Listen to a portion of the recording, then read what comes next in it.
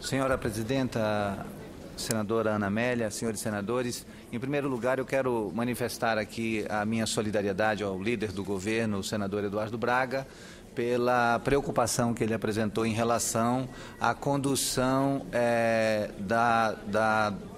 do Plano Nacional de Educação. Nós precisamos encontrar uma saída e essa saída tem que ser à luz da serenidade própria do Senado Federal e eu tenho certeza que a gente vai encontrar esse caminho, porque trata-se de um projeto de altíssima relevância para o Estado brasileiro e eu tenho certeza que a gente vai encontrar o melhor caminho para essa situação do Plano Nacional de Educação e eu tenho certeza que a gente tem capacidade e maturidade dentro do Senado Federal para encontrar um caminho que contemple os mais diversos interesses que estão em questão. Mas gostaria, senhora Presidente, de fazer hoje um registro sobre a 19ª Conferência das Nações Unidas sobre Mudanças Climáticas, a COP19, realizada em Varsóvia, na Polônia, na qual participei como representante da Comissão de Meio Ambiente do Senado, juntamente com a senadora Vanessa Graziotin e os senadores Sérgio Souza e João Capiberibe. Essa conferência reuniu representantes de mais de 190 países e o principal objetivo era iniciar o planejamento do novo tratado que vai substituir o Protocolo de Quioto, criado em 1997. O Protocolo de Quioto foi pensado para que as nações desenvolvidas reduzissem suas emissões de gases de efeito estufa em 5,2% entre 2008 e 2012, em relação aos níveis de 1990. Mas esse acordo não avançou. O resultado esperado e o encontro de Varsóvia, que terminou no último sábado, pretendia elaborar um mapa para o novo acordo global e acabou isso não acontecendo. Lamentavelmente, tivemos na COP19 uma conferência conturbada e marcada pela desistência das metas assumidas anteriormente por vários países. Foi marcada também pela demissão do ministro de Meio Ambiente polonês e ainda pela saída voluntária das principais organizações não governamentais de proteção do meio ambiente, entre elas o WWF e o Greenpeace. Elas alegaram que a conferência deveria ter representado uma etapa importante na transição para um futuro sustentável, mas as negociações foram frustrantes. Algumas linhas de acordo aconteceram, mas todos nós esperávamos muito mais da COP19. Foi reforçado que um novo acordo global deverá ser aprovado em 2015 e que os governos irão, até lá, preparar contribuições sobre o que farão para diminuir suas emissões de gases de efeito estufa.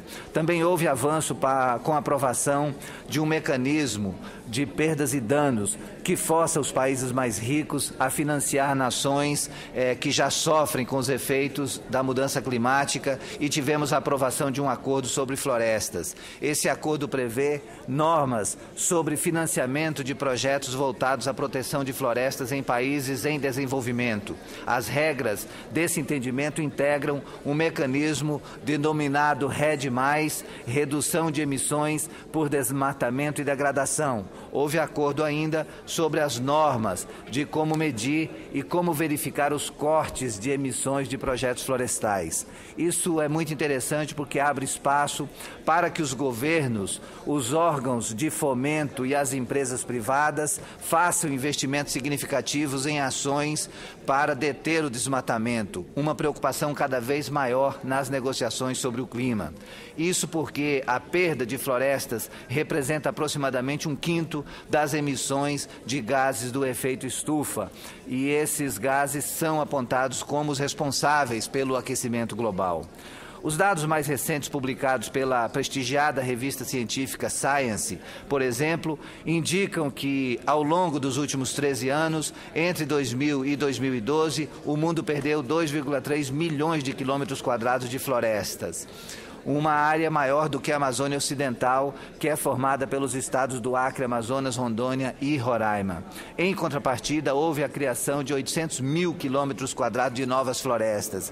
Com isso, o saldo final para o mundo foi uma perda de 1,5 milhão de quilômetros quadrados de florestas. É interessante notar que esse estudo foi feito a partir de dados gerados por uma nova ferramenta, um novo mapa de alta resolução das florestas, online e interativo que está, inclusive, disponível gratuitamente na internet. O mapa mostra que o Brasil avançou bastante no combate ao desmatamento. Na verdade, o Brasil foi o país que mostrou o melhor desempenho, com o desmatamento caindo pela metade na comparação entre os dois períodos, 2003 e 2004 e 2010 e 2011.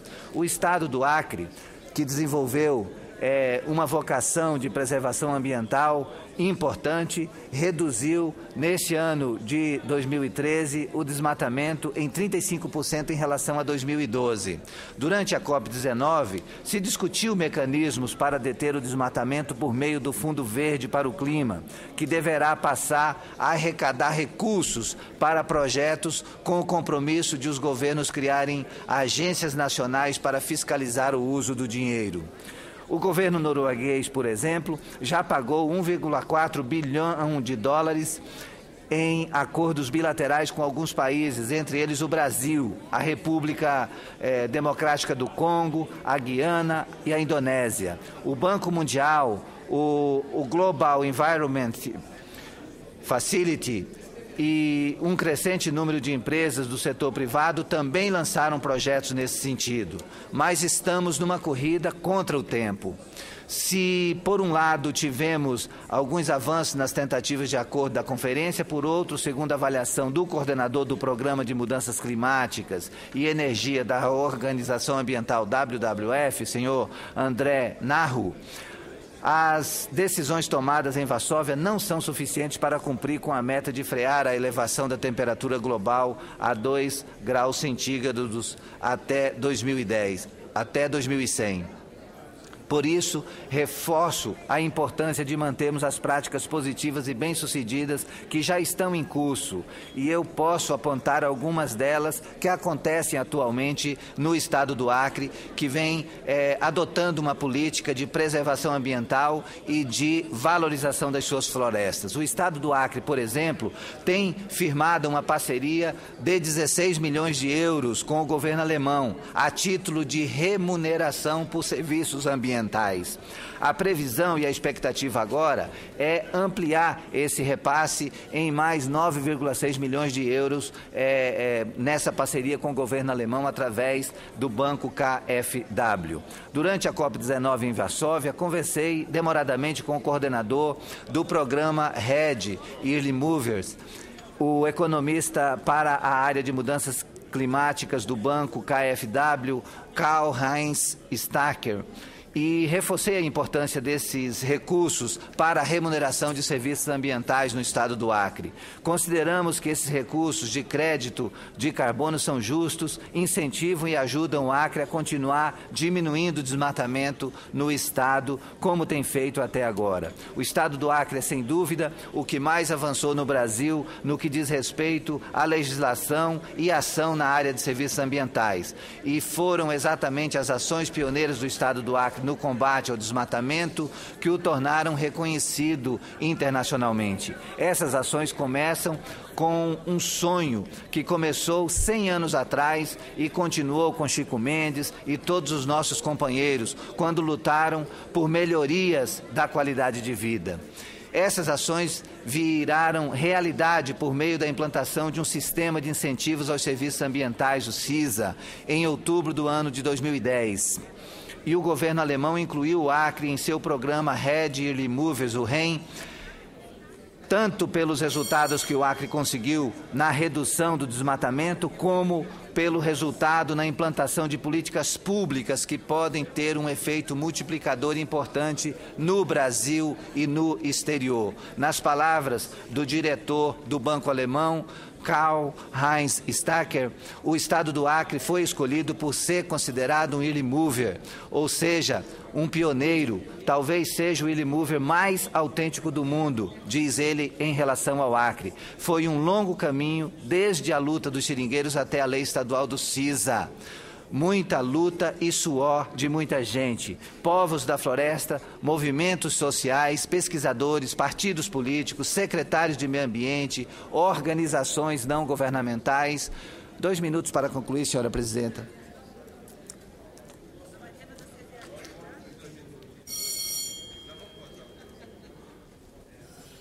organizações não governamentais, institutos especializados como o IPAM e muitos outros. O que conta, porém, não é o esforço isolado de pessoas ou entidades, mas o resultado que se conquistou. O desmatamento no Acre, que já foi muito forte, está cedendo.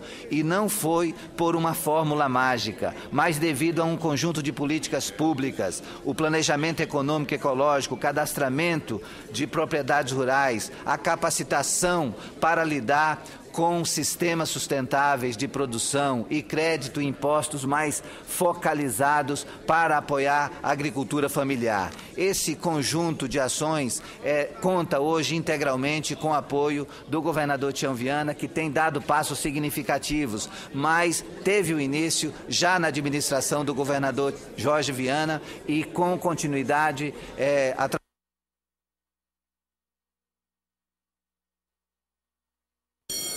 E também contamos com incentivos ambientais específicos e os recursos serão pagos pelos resultados do desmatamento evitado nos anos de 2012 a 2015. O desmatamento será medido pelo PRODES-INPE e as reduções de emissões validadas pelo Comitê Científico do CISA. Portanto, para encerrar, destaco e reafirmo o compromisso do Acre, Estado do Acre, com a preocupação de unir as agendas econômica, social e ambiental. E esperamos que os países desenvolvidos, todos os países reunidos na COP19, possam construir uma escala global de responsabilização pela emissão de carbono e trabalhar por um meio ambiente mais sustentável.